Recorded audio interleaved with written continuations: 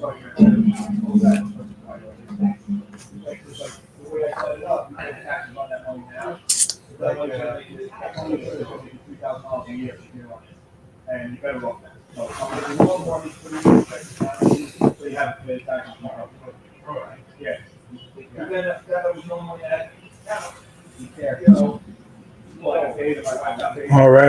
right. Let's see what's going on here tonight. We got Angie's Angles coming to you live. See if we get any viewership. Danica, hey, what's going on, Danica? Thanks for joining us on Angie's Angles. Harold, I am interstatal. All right, folks, here we go.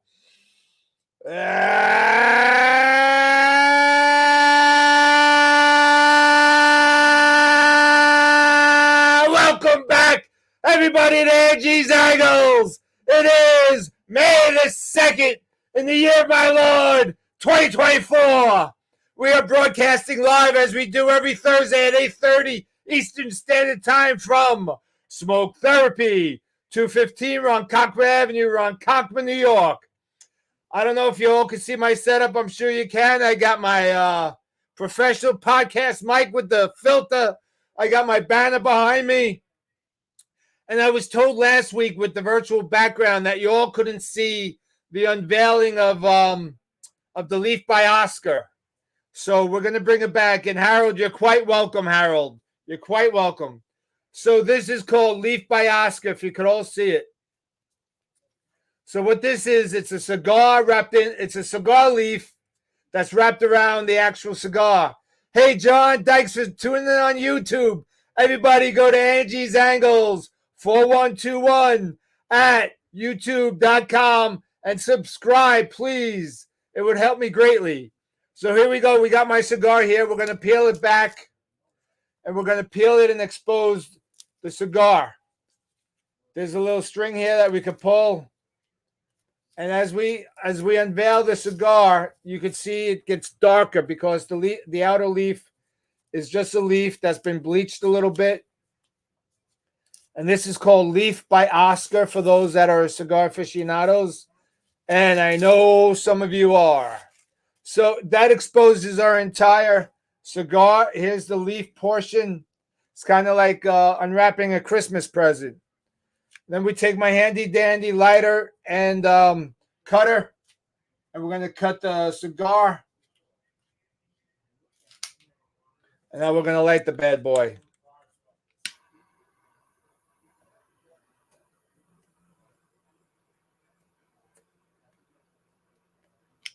All right. So last week with the virtual filter, kind of got turned invisible. We weren't able to see it all that well, so I thought we would do that. Clock, I am duo interstatal. Hi, Tom, dialing it in from Smoke Therapy, 215 Ronkonkoma Avenue, Ronkonkoma, New York. If you're in the neighborhood, come on down. So tonight, Pete Alonso, was he out or is he safe?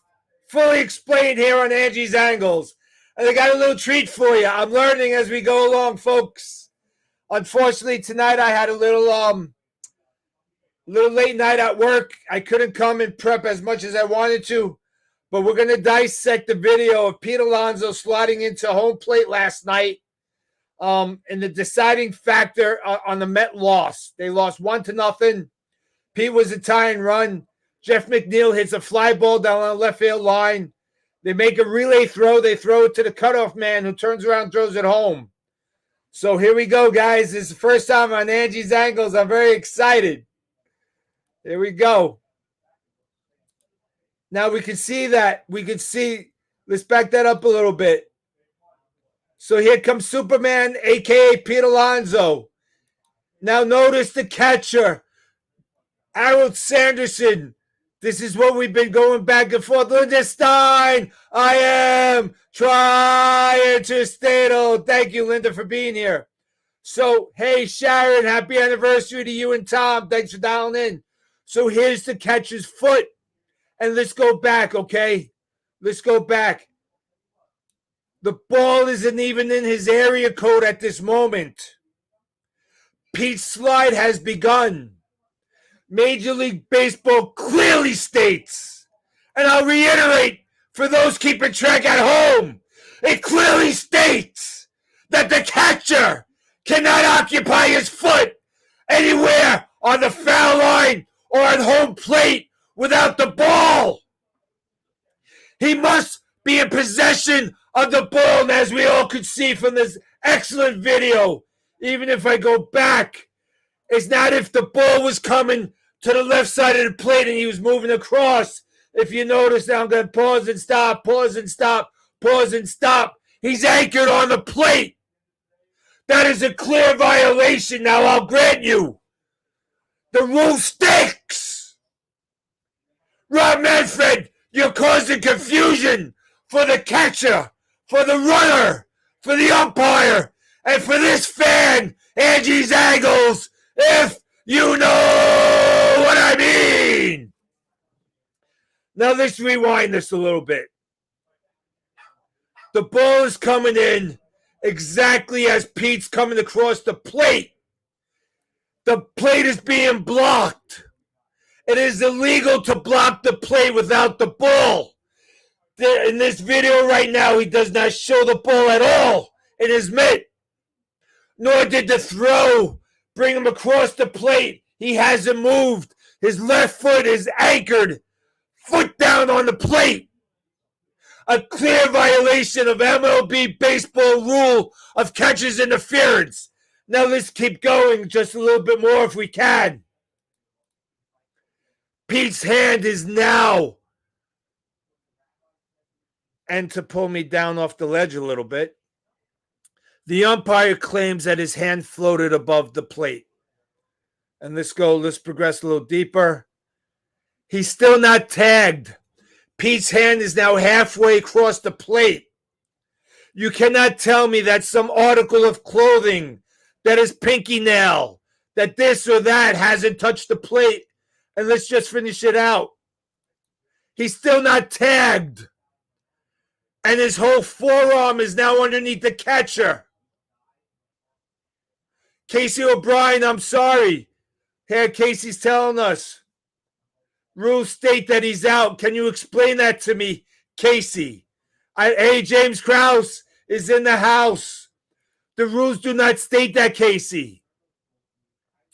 Oh, guys, stop. Oh, right. Thank you, Casey. Right. Casey's. So Casey amended his comment. Rules state he meant to say safe, and that's correct. The rule clearly states that if the catcher has his foot on the plate without the ball, that is catcher's interference. He has to be to one side or the other side. And Casey O'Brien, let me just tell you, Casey O'Brien's a Skanky fan.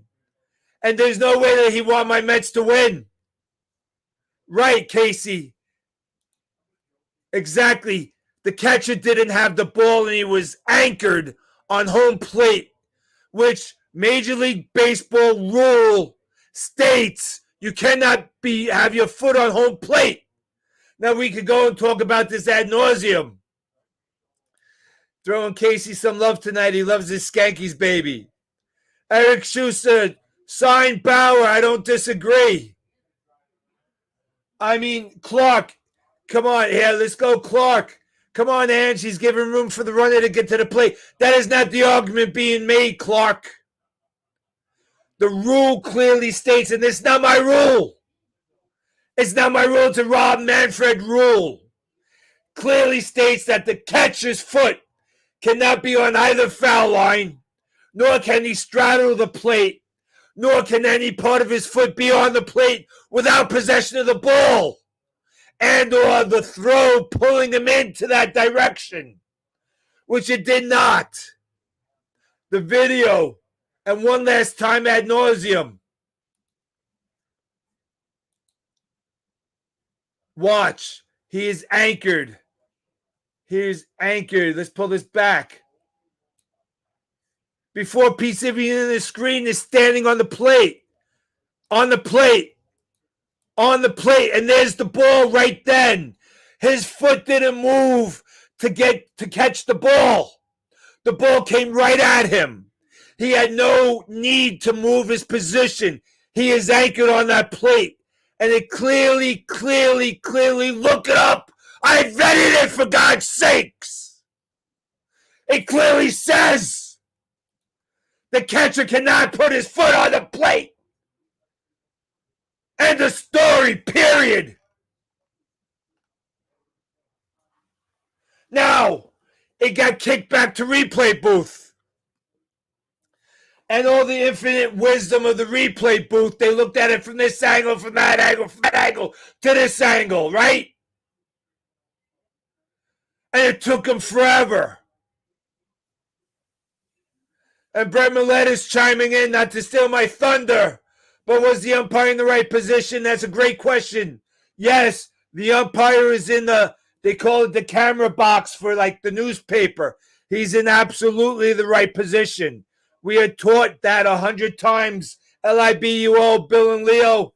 We got to get him on here one day. Darren Hyman, live by the rules, die by the rules. I mean, the rules are not made by me and you. The rules are made by Rob Manfred and the pansy-ass rules committee. If you know what I mean. So the problem I'm having with this is that it got kicked back. It got kicked back to Manhattan.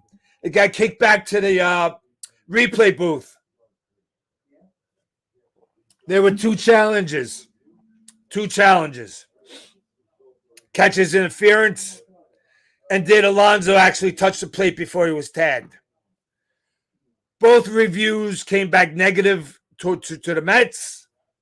There was no catcher's interference, which I have proven ad nauseum on Angie's Angles on the 2nd of May that there was absolutely catcher's interference.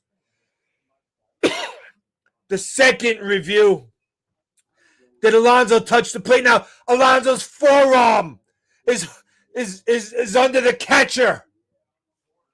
Way before any tag is applied, you can't tell me his jersey's not dangling on the plate. You can't tell me the hairs on his arms not touching the plate. This was a horrendous, horrible call by the umpires in the replay booth. Terrible. Absolutely terrible. Now, I don't know why he did that. I just took the video away because I'm hoping that I get a caller in tonight. We're waiting on to see if they're going to show up or not. I'm just checking out my phone if I got a message if they're going to show up. We're going to try to get the Mets won already. The Mets won today, Casey, not last night. This was last night's play where they lost 1-0. Okay, here we go. Clark, thus the replay rule suck too. It prolongs the games, which is what they are trying to eliminate, prolonging the games. Eliminate all the pitch clock and replay rules. My Cardinals lost the World Series due to not having the replay rule, but it wouldn't change things. It's baseball. Okay, Clark, sure. I agree with you. It's baseball, but we're giving, now that the replay is now a tool, a useful tool perhaps to get the call right. This is about the 5th time that we've relied on the replay booth to get the call right, and they get it wrong. I mean, it's just insane. Now, I will tell you, the Francisco Lindor runner's lane interference was 100% correct. Lindor was out of his mind for arguing. He was running on the grass. He was closer to the pitcher's mound than he was the foul line. And Lindor, who's getting paid $350 million, he needs to know you can't run on the grass. For God's sakes. So, see, I agree with the call by the umpires. It's not I'm all, Mary Perry with the Mets getting abused by the umpires. That's not accurate. Not accurate at all. So I'm not sure if we're going to get my guy on. Let me give me a second. Let me see what he says here. All right, just text him. We'll wait for the reply because this is going to be very, very important in my opinion if he's able to come on here tonight. So I want to hear some of your comments.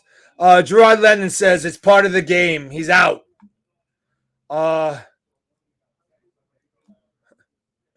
So Jerry says, why are you on live while the Mets are playing? Jerry, if you know anything about the Mets, they played this afternoon and we won thanks to Francisco Lindor, the aforementioned crazy guy. So why not James Krause? James Krause is in the house. He wants to hear it. Everybody, repeat after me. Rob Manfred hates baseball. Rob Manfred hates baseball. Rob Manfred hates baseball ad nauseum. And I'm telling you, I'm not wishing will ill on anybody. But if one Rob Manfred happens to turn up missing at a meeting one day, they're going to be pulling up in all black cars and SUVs to one Smoke Therapy 215 Ronkonkoma Avenue, and they're going to be looking for me. Now, if I happen to be in the dark alley and I ran into Rob Manfred, I back up, make sure I got him. If you know what I mean. And Gerard Lennon, Officer Lennon says, catcher can place foot on plate, but must leave path for a runner, cannot block. That is a false comment, Officer Lennon. He cannot have any part of his foot on the plate without the ball. Now, you're the catcher, and you're here, and the ball's coming here, and you move positions as you catch the ball. You're allowed to move towards the ball 100%.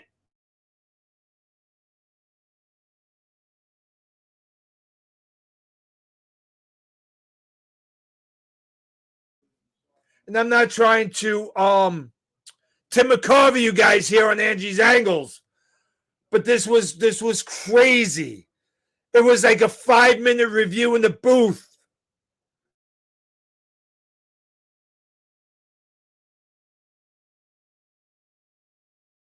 It looks like I'm having some broadcast issues for some reason. I'm not sure what's going on there. But we're waiting to see if I get my guy on. I sent him the invite. I'm not sure if is able to get away from his commitment. But we might as well go ahead and break into the prayer circle. And if he comes on, we'll pull him up post prayer circle. Tonight's prayer circle, we're going to include Harold, his Dawn Squared wife and co-worker, and his friend Ed. Scott Tobias, we're praying for your wife and your mom. Linda Stein, we are praying for your dad as he faces all his health challenges and faces them bravely every day. Mark Brooks, my brother from another, we're praying for your dad and yourself. Kevin Elliott, my buddy down in Florida, your health challenges as you face those. Krause family, we're praying for Aubrey that her cancer remains in remission. And James is telling me that Darcy had her foot surgery today. So we pray that she recovers well and fast. Martha, my co-worker from Adelphi University, we're praying for your rapid and quick recovery from your illness. Clark, brother-in-law Brad and his sister Tricia, we pray for Brad's continued success on the good news of his test results. Deb and Lee down in Maryland, Lee, we're praying for your health challenges. Fred from the Smoke Therapy Lounge, we're praying for your impeding and upcoming rotator cuff surgery. Ray Capers, my buddy from Adelphi University, as you face your challenges. God bless you, Ray. Coach Courtney, his brother-in-law Calvin and his sister Pat, as his brother-in-law Calvin faces some health challenges. Mr. McGowan, sir. Oh, okay. Give me 2 minutes there, sir. Give me 2 minutes. I'll be right with you. So, Mr. McGowan, we pray for your 6. Mary Ann Bella, we pray for your mom. Big John, we're praying for his friend Irene, medical concerns, Phil's grandmother, and his cousin. And we want to give John a mention of intention. Lonnie, we're praying for your medical challenges. John Valenti came out of hernia surgery, and he's covering well. Tom's friend Paul, we want to pray for his cousin Diane, who passed, and Janet, who's dealing with some cancer test results. We're praying for Joe's wife's ankle, who's doing much better. And Joe got a funky EKG reading, and we want to pray for Joe. And ladies and gentlemen, without further ado, I bring to you Coach Dom Scala, bullpen coach of the New York, we'll call him the Yankees coach, and you're on. I won't call him what I call him normally, but we're going to bring Coach Scala on to discuss the atrocity of last night's Met game. Oh boy! All right, hold on, Coach. We don't hear you. Give me a minute. Unmute you're muted. You're on. You should. How about now? We can't hear you. You're muted on your side. How about now? No, you're muted. I don't know what the. This happened the last audio. Muted, hold buddy. on. Hold on. Microphone. Let's see, why can't? Oh, you guys could hear him? Okay. They're telling me they could hear you, Coach. Why can't I hear you? Can you hear me? Let me just check something on my settings. Give me 1 minute, guys. Maybe I got to audio. Give me 1 second. I'm on. Can everybody hear me? Say something, Coach. Yeah. Can you hear me? Give me 1 more minute, Coach. Yeah. Sorry. Unbelievable. I'm sorry for this broadcast. That's my fault. Default. Let's go. Go ahead, Coach. Talk. How about now? Yeah. Good, Coach. You got it? Yep. This is great. All right. Audience, can you hear him? Yes. You guys can hear him. Yes. Okay, great. All right, Coach. I hope now that you can hear me, I give you some good insight. Yeah, you know what, Coach? You always give good insight no matter what. So allow me to bring up the video, okay? Go ahead. Allow me to bring up the video. Give me a second, and here we go. So let me rewind that, Coach, and you could go ahead and give me a comment. So, Coach. Well, yeah, go ahead. So you want me to talk about this? Yeah, give me 1 second. Go ahead. From my knowledge, as per what was put on the web via MLB says the catcher cannot have his foot on the plate without the ball. Right. Now, as we see here, he is anchored. His foot is clearly on the plate. We're going to go. He still does not have the ball, and the foot is still on the plate. Still no ball. And Pete's coming across the plate as we speak. The throw didn't bring him into the plate. He hasn't moved. Let's finish the video, then we'll get your commentary. All right, Coach, go ahead. Yeah, very controversial. As I said, it's being talked about all day. I was watching MLB Central. I was watching Quick Pitch. I watched them all, and everybody has the same reaction, like baffled. They're not really sure. Nobody is really sure. However, I think what happened was, as you can see, his foot was on the plate, but it was in the back of the plate. Now, they talked about the play was, they were arguing obstruction, which is blocking the play, blocking the path. So they have to determine if he was blocking the path, which, as you can see on that video, I don't know if you want to show it again, he had a clear path to the plate. He had a clear path. Now, you talk about the ball is bringing him into the runner there. That's his territory as a catcher. He has to go for the ball. He can't stay stationary and try to reach for it because he'll never get it. He won't be able to see it and he'll lose it. So his head and his glove are going the same way. And as I talked to you, Angela, earlier, I was taught by Thurman Munson that once you get that ball, you bring those knees into the sliding guy. This way, you could put a hurt on him before he puts a hurt on you. In our day, Many runners didn't come into home plate head first. Only Pete Rose did, if you remember. Pete Rose did that play where he you know he got that catcher. I forget his name. It'll come to me in a second. You probably remember. Yeah, Ray Fosse. Ray Fosse, correct. But he didn't dive into home plate. He dove into him, He dove which in both shoulders. which in those days that was all legal, and that's what guys did. You blocked the plate, you were fair game. As a matter of fact, that's how it kind of ended my career. Okay, I did the same thing. I tried to block a guy at home plate, but he missed me.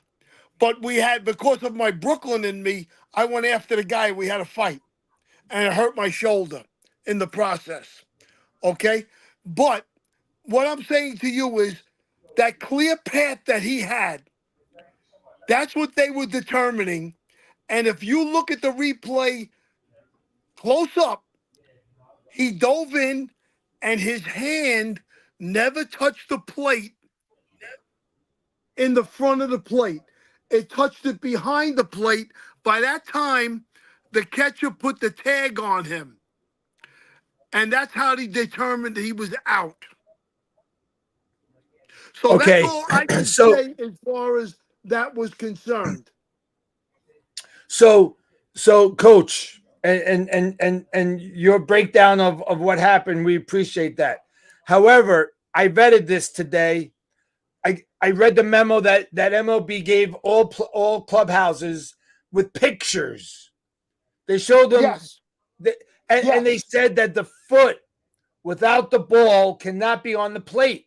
Okay. All right. Let me if say. you notice, go ahead. Yes. Yeah, go ahead. Yeah, keep talking. Yeah, I'm going to show this one more time, and I just want to. I don't disagree with you that once he has the ball, he can do whatever he wants. I agree with you. All right. Let's bring it back a little bit more. We're going Let's to bring watch it back this. here. All right. Here we Now go. let's watch him. I'm going to go almost slide by slide. He has clear path right now. Am I correct? Yeah, He but has a but clear Coach, path to home plate, right?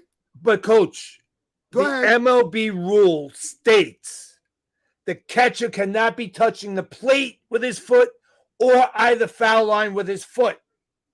It clearly states that in the MLB memorandum. I also saw some other things saying that it's up to the umpire to determine if there's a clear path to home plate. Now, let me just say this to you.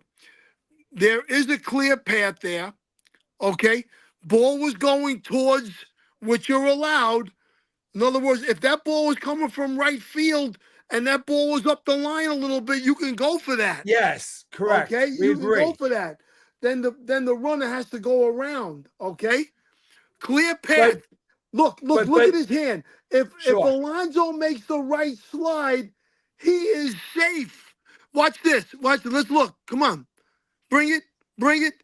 Alonso, hand. If he touches that home plate, he's safe. Right there. Hold it. He's safe. His hand was up. Never touched home. If he catches that, there's no questions asked after that. He's safe. This umpire, I don't know how he saw his hand was up, because that's how he made the call. Right. And you and I, so folks, let me just digress a minute. My son Danny, as we all know, which is sponsored by domscalabaseball.com, attended Coach Scala's baseball camps ever since he was allowed to, right? Ever since the age was feasible.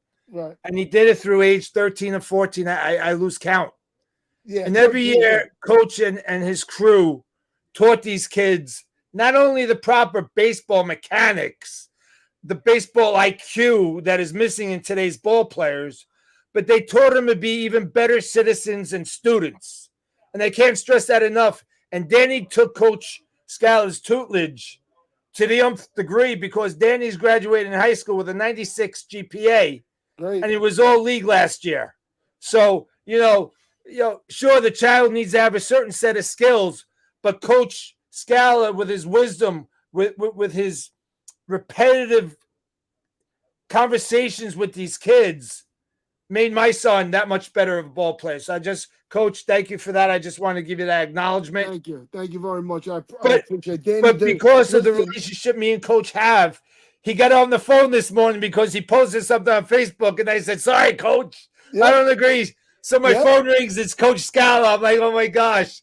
So we had a conversation. What we discussed was, and I teach this to Danny, and I teach it to every kid I coached. There is no reason, not a single iota, for you to slide head first. You get hurt. You can especially get hurt to home plate. Let me tell you something. You're wearing cleats. Let that catcher be afraid that he's going to get up and underneath his knee pads. Yep, he is lucky. He is very lucky that he didn't break his hand, break his fingers, break his shoulder.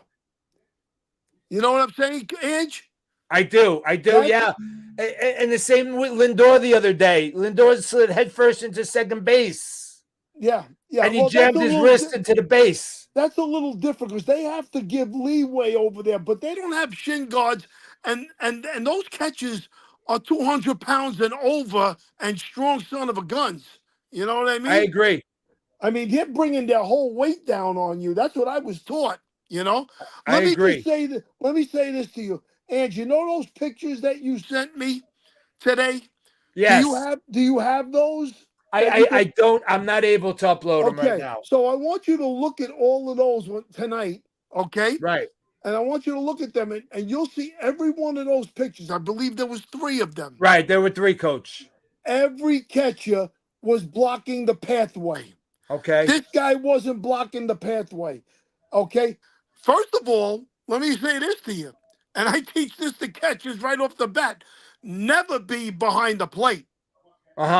Always be. What I teach my catchers: bring that. Can you bring that back up? The slide.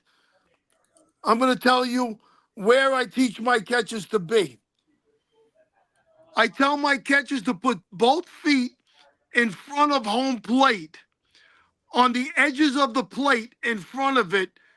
And now they got a clear pathway, and you're not touching the plate and you're not touching the lines, and then you can get the ball either way. If you understand what I'm saying. Yep, I understand, Coach. Okay, that's what I teach. Okay, I teach common sense stuff. That's common sense. Stay in front of the plate. This way you can get the ball before and then apply the tag on the guy. And I believe that this play is going to change the rule next year. It's going to change the rule next year. From your lips to God's ears, Coach. We need to change. First of all, the only rule change I like that they ever made the last couple of years was the shift, getting rid of the shift. Okay, good. All the other ones I don't care about. And the other thing is, of course, is throwing over 3 times. You're only allowed to throw over 3. Third time, the guy balks. Right, correct. Do you know what the percentage was and what the percentage is in the big leagues now in throwing guys out at second base? Horrible. It was. They threw guys out at a 38% clip. You know what it is now? 19%. Yeah, and the Mets are 1 for 37. Yeah. And you got a guy like Trevino with the Yankees. You're starting to see his arm for what it really is, because before this, the pitchers, you're still on the pitcher, right, Andrew? We all know that. You're still on the pitcher, okay? So if you keep a guy close and a guy's got an average to a little bit below average arm, like a guy like Trevino, he can still get a guy out with quickness. Now, you're getting a head start. You're not throwing anybody out with that arm. And I've said this. I go, Coach, I said, Ricky Henderson is sharpening up his cleats. He's coming back.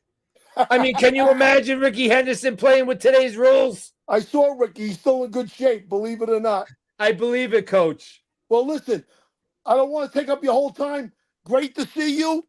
I love you guys. You know I love you and your son. Yes, sir. I'm glad he's going to St. Joe's, and I'm happy for him. Thank you. Coach, always a pleasure and my honor. Good night and God bless. Hello to all the fans out there, all your loyal fans out there. Love I you all. appreciate it, and love to Yolanda and your family. Thank you, All right, Coach. my man. Take care. Good night, brother.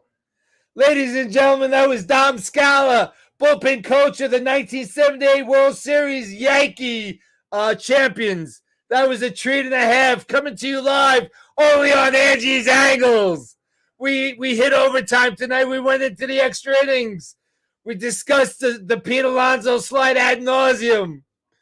I love you guys. This has been Angie's Angles special edition with Coach Dom Scala, coming to you live from Smoke Therapy 215 Rock Conqueror. Yeah, I got his. Brett Milletta says I like Dom Scala better. So do I, Brett. So do I.